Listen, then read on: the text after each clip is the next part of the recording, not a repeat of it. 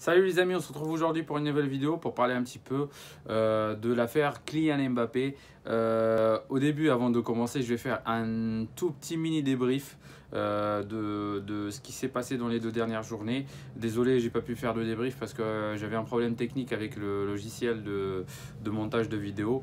À chaque fois, j'enregistrais la vidéo, mais finalement, voilà, je pouvais pas la travailler parce que voilà, à cause de ce problème. Mais voilà, c'est réparé, donc voilà, maintenant ça va être le débrief de chaque match de Real Madrid soit après le match, genre 3-4 heures après le match, soit ça va être le lendemain. Donc voilà, ça, on va prendre ces mesures là.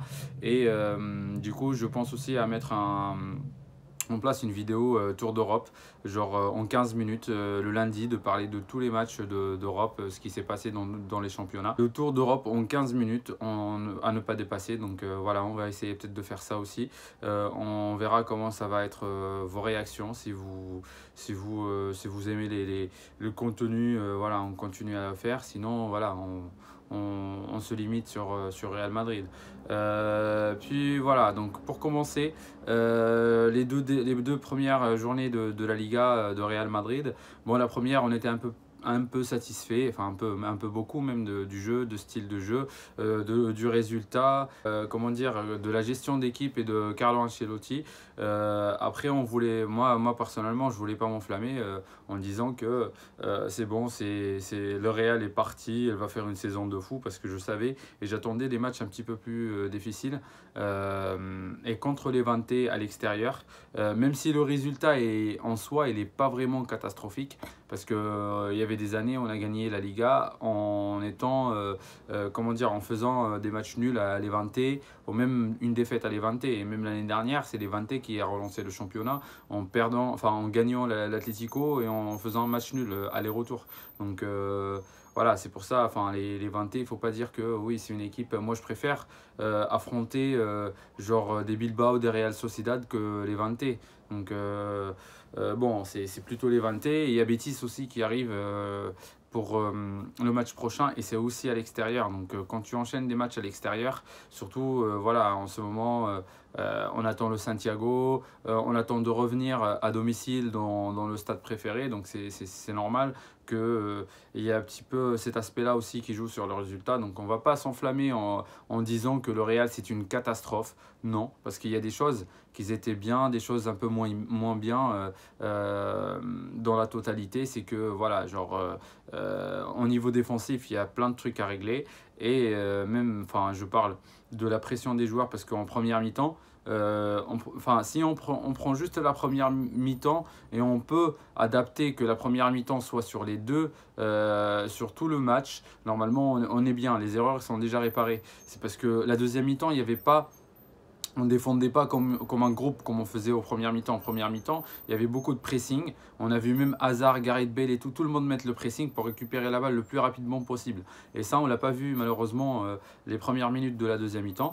Donc on va voir, est-ce que ça va être le cas dans les prochains matchs. En tout cas, j'espère.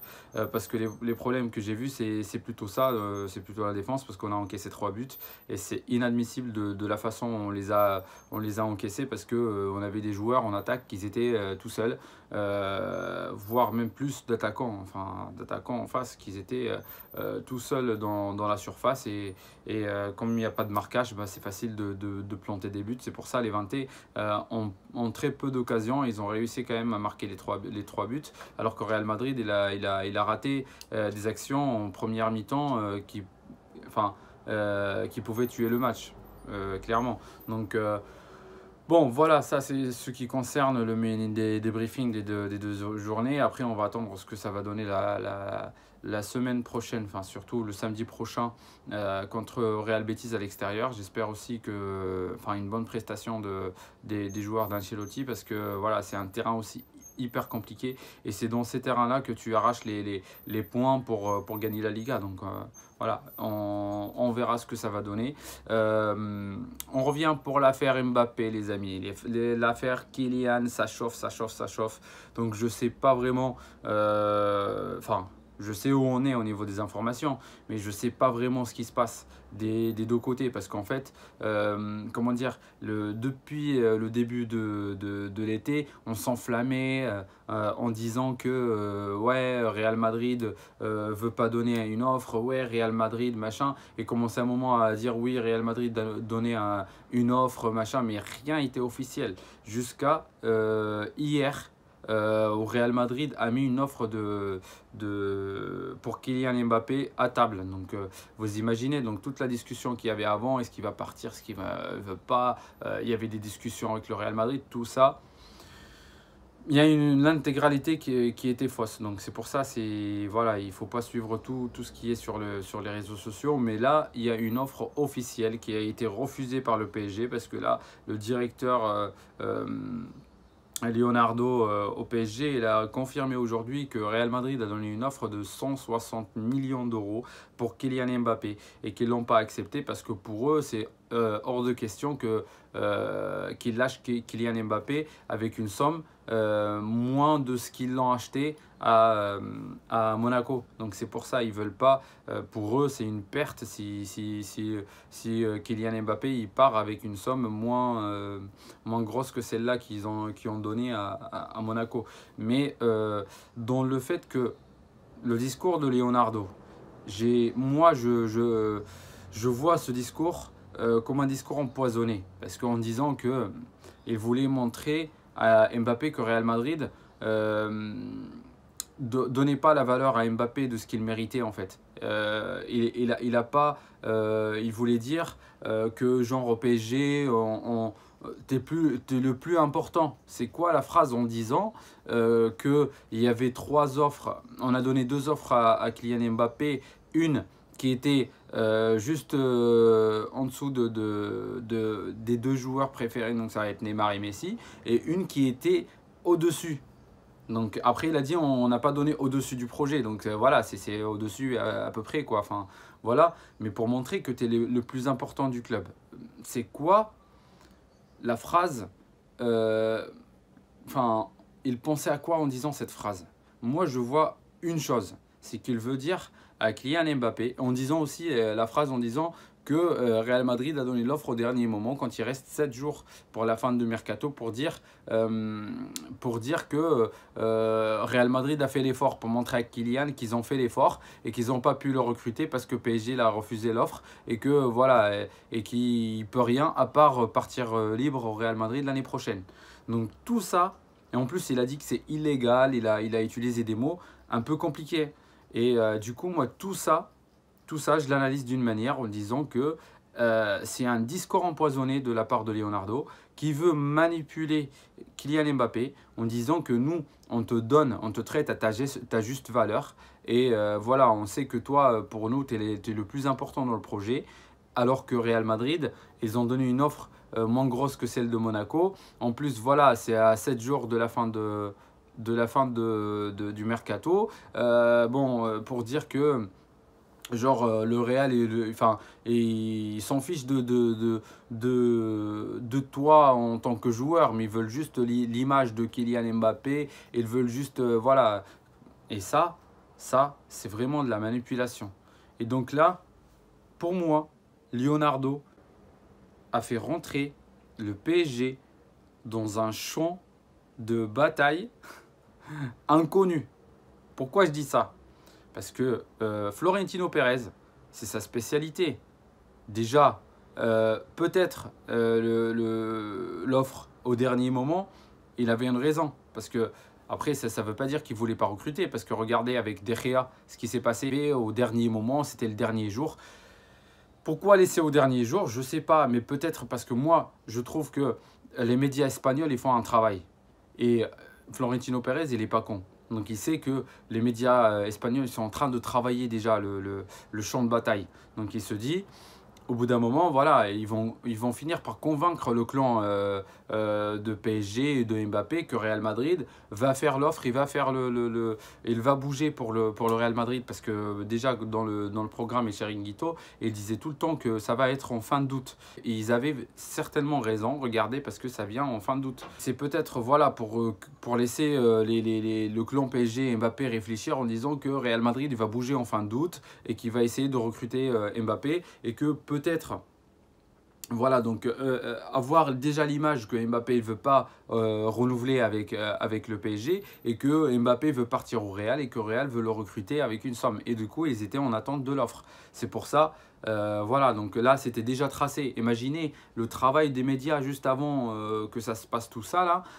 Il y avait le président Nasser Al-Khalifi, enfin, voilà, le président du PSG qui a parlé, qui a dit nous, en aucun cas, Kylian Mbappé il part libre et en aucun cas, Kylian Mbappé il part de PSG.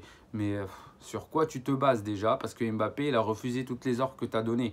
Donc sois pas confiant comme ça en disant que voilà, je sais pas. Mais c'est de la façon de faire, c'est comme si j'ai l'impression que genre Mbappé c'est un petit gamin que tu dois qu'il est en train de l'enfermer dans un truc et que voilà, genre personne va parler. Mais non, ça se passe pas comme ça. Enfin, déjà, le joueur, il veut pas renouveler. Et en plus, s'il renouvelle, le problème de Mbappé, s'il renouvelle avec le PSG juste pour dire je pars pas libre, et il va renouveler combien de temps? Il va pas renouveler qu'un an. Il va renouveler minimum 3 ans. Et quand tu renouveles 3 ans, croyez-moi que le Real Madrid, il fait une offre pour un joueur une fois dans sa vie. Donc si tu rates l'offre, et on l'a vu avec Pirlo, on l'a vu avec Totti, on l'a vu avec beaucoup de joueurs qui ont dit à la fin de leur carrière, ouais j'ai eu des offres et j'ai regretté finalement, pourquoi pas essayer l'expérience du Real Madrid, comme Pirlo. Donc enfin voilà, il a dit j'ai attendu d'autres offres mais il n'y en avait pas. Et c'est ça le Real Madrid. Il te donne une offre si tu acceptes d'être avec le Real Madrid à ce moment-là. Donc soit pour Kylian Mbappé, c'est soit cet été, soit l'été prochain en libre. Tu veux pas, tu veux renouveler avec le PSG ou je sais pas quoi, il y aura d'autres projets dans Real Madrid que toi, tu ferais pas partie. Donc c'est clair, net et précis. Que là, Leonardo, il est sorti sur un, comme j'ai dit, il a traîné le PSG dans un champ de bataille inconnu. Pourquoi je dis ça? Parce que je vois que, comme j'ai dit, Florentino Pérez, il a vraiment, vraiment de l'expérience dans ça. Il est spécialiste de ça. Et en plus de ça, comme j'ai dit, un discours empoisonné comme ça, elle peut se retourner contre eux. Parce que voilà, il peut. Enfin, Pérez, on l'a toujours connu, hein, quand il sort parler, il va leur faire l'affaire à l'envers. FIFA, même la FIFA, ils ont pas pu suivre le rythme de Florentino Pérez. Le mec, il est voilà, en business, il est trop fort. Il est trop fort, on ne peut pas le nier. Donc, moi, ce que je pense, c'est que ça va être chaud pour ces prochains jours. Donc, je sais pas, est-ce que finalement, les Qataris, ils vont accepter que Mbappé part au Real Madrid avec cette offre-là. Est-ce que Real Madrid va faire une autre offre? Je ne sais pas. Est-ce que, comment dire, est-ce que Real Madrid envisage de le recruter l'année prochaine en libre? Et est-ce que Kylian Mbappé il est prêt à subir la pression toute l'année pour signer un contrat pour dire aux supporters que si je vous aime, je ne sors pas en libre. Alors que normalement, ça n'a rien à voir avec les supporters. Regardez, elle voulait sortir et le club l'empêche de sortir. Et, enfin, l'empêcher, je parlais d'avant, l'empêcher de sortir parce que maintenant, ils ont dit ouais, on veut discuter. Donc voilà, maintenant, il y a une possibilité. Mais avant, ils l'empêchaient carrément de sortir. Donc, Mbappé, au bout d'un moment, il n'a pas joué comme il a fait Gareth Bale, comme il a fait Ousmane Dembélé, comme plusieurs joueurs qui se mettent sur le banc, qui ne veut pas jouer, qu'à l'entraînement il vient en retard, qu'il ne vient pas, ou qui vient à l'entraînement, il ne se donne pas à fond, et qui fait la tête, qu'il n'est pas content, qu'il veut sortir. Mbappé, loin de tout ça, il a marqué les victoires qu'ils ont eues en Ligue 1, c'est grâce à lui. Il a marqué déjà en Ligue 1 et c'est grâce à lui qu'ils ont gagné leur match. Donc au bout d'un moment, il faut arrêter. Les supporters de PSG, Kylian, il a tout montré pour les supporters de PSG. Je pense que les vrais supporters de PSG, ils savent que Kylian aime le club, surtout les supporters du club, et il les respecte. Donc ça, c'est rien à voir. Donc c'est pour ça que j'ai dit, le PSG, il est en train de jouer sur la mentalité et sur des détails pour manipuler Kylian. Alors que c'est un grand garçon, hein, et il sait se gérer tout seul. Et pour moi, il m'a montré qu'il était encore plus mature que j'attendais parce qu'il n'a pas parlé aux médias. Là, on n'a pas vu Mbappé parler et dire un seul mot. Et ça, je pense, c'est les consignes de Florentino Pérez quand il travaille sur un joueur. Il dit souvent, on voit souvent que le joueur, il ne parle pas. Il reste en silence. Parce que le silence, c'est encore pire de dire quelque chose. Parce que quand tu dis quelque chose, des fois, tu peux te tromper, tu peux dire quelque chose qui va se retourner contre toi, qu'il y a beaucoup de choses. Il est au calme, il ne dit rien du tout, et il attend que l'affaire se termine. Et ça, c'est la meilleure des choses. Donc voilà, pour moi, ce que je pense, cet été, après moi, je vous avoue, je voyais pas Mbappé venir à l'arrache comme ça au dernier jour et ne pas avoir par exemple un numéro précis dès le début, avoir un business derrière qui va faire rentrer au Real les ventes de maillots, beaucoup de choses, et qu'il n'y a pas de présentation au Santiago Bernabéu, parce que maintenant, Santiago Bernabéu va ouvrir ses portes la première fois pour le match contre Celta Vigo, si je ne me trompe pas, la journée après Real Betis. Donc, tu ne peux pas le présenter comme ça avant le match ou présenter même après, ça va pas être vraiment top pour l'image du joueur et pour ce qu'il est le joueur. Parce que normalement, un joueur, c'est aussi l'image. C'est aussi le business qu'il y a derrière. Parce que quand Cristiano Ronaldo est arrivé, on sait qu'il allait faire des dingueries. Mais aussi, c'est pour l'image qu'il allait donner et que le business qu'il y a derrière aussi. Donc voilà. Au bout d'un moment, je ne pense pas que Kylian Mbappé va venir et Real Madrid va lui donner le numéro 55 et qu'il va rester sur le banc le premier match en le présentant, ou même pas sur le banc, mais en le présentant avant le match en disant voilà, c'est Kylian et tout. Mais je le vois mal parce que j'ai jamais vécu ça au Real Madrid. Pour un grand joueur, un nom qui, voilà, c'est le futur du Real Madrid, parce que Mbappé, ça va être le projet du futur du Real Madrid. Tout va être construit autour de Kylian Mbappé. C'est comme Cristiano Ronaldo. Donc, bon, je ne vois vraiment pas ça. Après, je sais que Real Madrid, maintenant, avec un stade pareil, avec tous les projets que Florentino Pérez a gérés, il ne va pas laisser des joueurs moyens, voire dépannés dans des années dans ce Santiago Bernabéu. Parce que l'intérêt de mettre un Santiago Bernabéu pareil, c'est de gagner derrière. C'est de gagner en business derrière. Donc c'est gagner en place. Donc pour faire ramener des joueurs, des supporters pour regarder, c'est plutôt pour leur ramener des joueurs, les grands joueurs du monde.